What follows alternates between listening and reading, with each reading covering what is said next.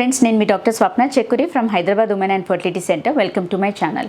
So ఈరోజు ఏంటంటే కొంతమంది ప్రెగ్నెంట్ లేడీస్కి అంబ్లికల్ హర్నియా అనేది చాలా కామన్ ప్రెగ్నెన్సీలో. సో ఈ హర్నియా రావడం వల్ల అంటే మనకు జాగ్రత్తలు ఏం తీసుకోవాలి, అంటే డేంజరస్సా, దానికి ట్రీట్మెంట్ సర్జరీ అవసరమా లేదా అనేది ఇట్లా చాలా అపోహాలు, అంటే చాలా డౌట్స్ కూడా ఉన్నాయి పేషెంట్స్కి. సో దాని గురించి మనం ఇవాళ డిస్కస్ చేసుకుందాం. సో ఫ్రెండ్స్, బేసికలీ ప్రెగ్నెన్సీలో ఏంటంటే మనకు అందరికీ అంబ్లికల్ హర్నియా రాదు. అంబ్లికల్ హర్నియా అంటే బొడ్డు దగ్గర ఇట్లా కొంచెం బల్జ్ లాగా వస్తుంది, దాన్ని మనం హర్నియా అంటాం. సో ప్రెగ్నెంట్ లేడీస్లో ఏంటంటే పొట్ట లోపల ప్రెషర్ పెరిగేసరికి, అంటే బేబీ పెరుగుతున్నప్పుడు ఏంటంటే మనకు అబ్డామినల్ మజిల్స్ స్ట్రెచ్ అవుతాయి.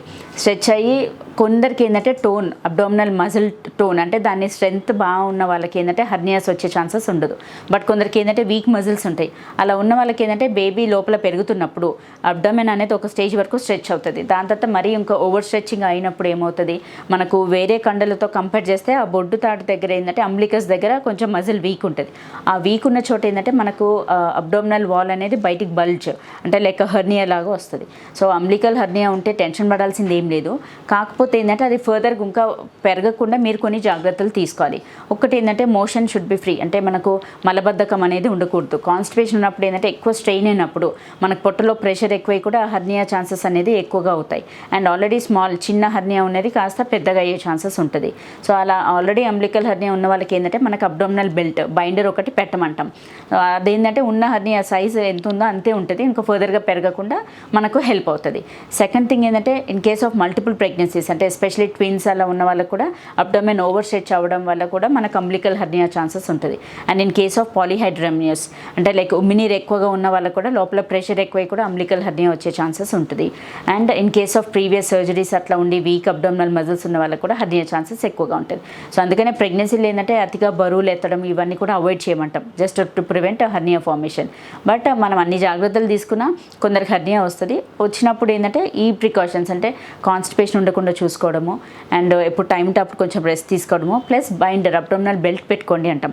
బెల్ట్ ఏంటంటే మనకు సపోర్ట్ కోసం, అంతేకాని బెల్ట్ పెట్టినంత మాత్రాన బేబీ పెరుగుతారో లేదో, పెరగరేమో, మనం పెరుగుతున్న బేబీని ఆపేస్తున్నామేమో అనేది అది ఇట్స్ ప్యూర్లీ మిత్, అది అపోహ మాత్రమే. మనకు బెల్ట్ ఇచ్చేది ఏంటంటే సపోర్ట్ కోసం ఇస్తాం, సో దట్ ఆ ఉన్న హర్నియా అంతే ఉంటుంది, ఫర్దర్గా పెరగకుండా. బట్ కొన్ని కండిషన్స్లో సర్జరీ అవసరం పడుతుంది. ఎప్పుడు అనంటే మనకు ఆ హర్నియా సైజు అన్ని ప్రికాషన్స్ తీసుకున్న సైజ్ పెరిగిపోయి లోపల ఉన్న బబల్స్ కానీ ఒమెంటమ్, అంటే మనకు పేగులు కానీ ఆ పేగుల చుట్టూ ఉన్న ఫ్యాట్ అదంతా అందులో వచ్చి నారో నెక్ హర్నియా, అంటే కొందరికి అది ఓపెనింగ్ నారో చిన్నగా ఉండేసేసి ఆ లోపలవి వచ్చి అక్కడ ఇరుక్కుపోతాయి. దాన్ని ఇన్కార్సినేటెడ్ హర్నియా అంటాం. అలా అబ్స్ట్రక్షన్ అయినప్పుడు అబ్స్ట్రక్టెడ్ హర్నియా ఆర్ ఇన్కార్సినేటెడ్ హర్నియా, అంటే లోపల మన పేగులు కానీ ఒమెంటమ్ ఫ్యాట్ కంటెంట్ వచ్చి అక్కడ ఇరుక్కుపోతుంది. అట్లా ఇరుక్కుపోయినప్పుడు మాత్రం కంపల్సరీ వాళ్ళకు సివియర్గా పెయిన్ ఉంటుంది. అండ్ అప్పుడు మ్యాండేటరీ సర్జరీ చేసి దాన్ని కరెక్షన్ చేసి రిపేర్ చేయాల్సి వస్తుంది. చిన్నగా ఉంటేనేమో జస్ట్ స్టిచ్ చేస్తే సరిపోతుంది. అదే హర్నియా పెద్దగా ఉన్నప్పుడు ఏంటంటే లోపల ఒకటి మెష్ లాంటిది పెట్టి మనం దానికి సపోర్ట్ ఇస్తాం. సో ఇది మాత్రమే ఇండికేషన్, అంటే ప్రెగ్నెన్సీలో అంబ్లికల్ హర్నియా ఉన్నా కానీ మనం విల్ లీవ్ ఇట్ ఆఫ్. కాకపోతే సర్జరీ ఏంటంటే అది కాంప్లికేటెడ్గా అయినప్పుడు, అంటే ఇన్కార్సినేటెడ్ హర్నియా అబ్స్ట్రక్టెడ్ హర్నియా ఉన్నప్పుడు మాత్రం సర్జరీ అనేది మ్యాండేటరీ. కొందరికి ఏంటంటే అది వైడ్ ఓపెనింగ్ ఉంటుంది, అంటే దాని హర్నియా ఓపెనింగ్ పెద్దగా ఉంటే ఏమవుతుంది, ఈవెన్ పేగులు ఒమెంటమ్ ఫ్యాట్ అవన్నీ పైకి వచ్చినా మళ్ళీ పడుకోంలోనే, లేకపోతే లోపల ప్రెషర్ తగ్గంలోనే మళ్ళీ లోపలికి వెళ్ళిపోతాయి. అలాంటి వాళ్ళకి సర్జరీ అవసరం పడదు. ఓన్లీ నారో నెక్ హర్నియా ఉన్న వాళ్ళకి మాత్రం సర్జరీ అవసరం పడుతుంది.